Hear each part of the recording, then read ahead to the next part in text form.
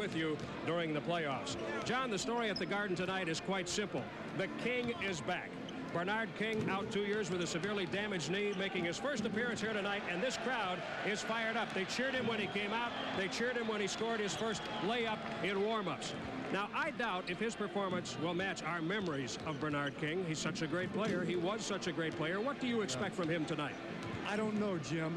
It's been 2 years. That's a long time. But when you had the talent of a Bernard King, you can lose a step or two and still be at the top of your game and be better than a lot of players in professional basketball. He was that good.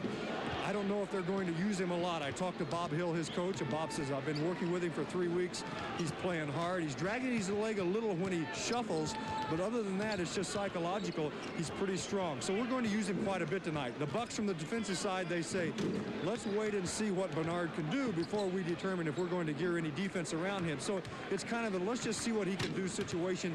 It will have a positive impact on this New York Garden crowd. They love him. Well, they haven't had much to cheer about here, and it is very certain that they will be cheering for Bernard King tonight. We expect to see him about 4 or 5 minutes into the game, and it will be interesting to watch how he can perform and how he changes the New York Knicks offense and the New York Knicks defense.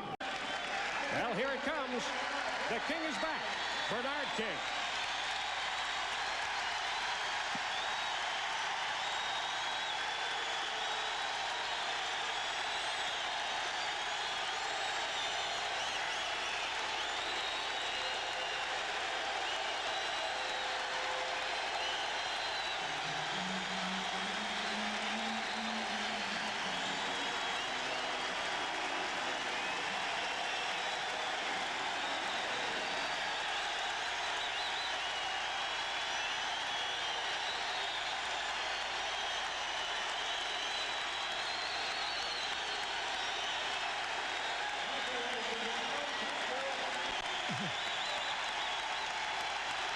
March 23rd, 1985 was the last time Bernard King played for the New York Knicks.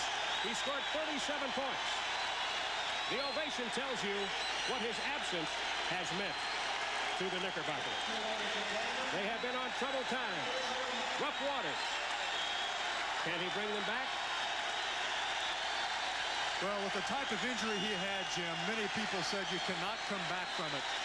If he can, and if he can stay back, it's a tremendous testimony to the man and how hard he's worked. Obviously, the surgeons did a great job, but he has put in tremendous amount of work privately that just came from the inside, from a man with a huge heart, and they just keep going here at Madison Square Garden. They say, we love you, Bernard.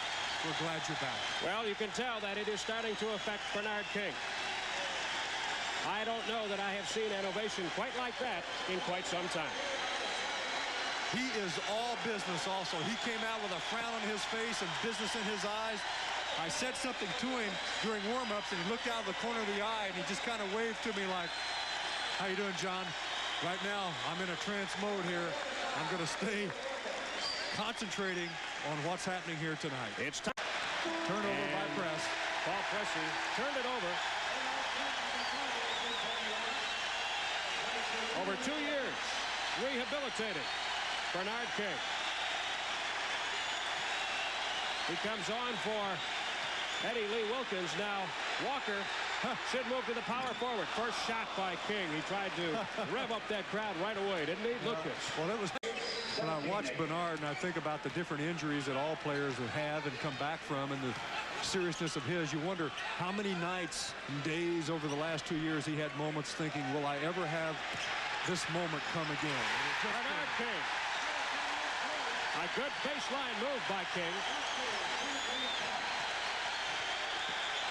Pressey is fouled. Well, the Bucks are going to have to work this crowd all night long.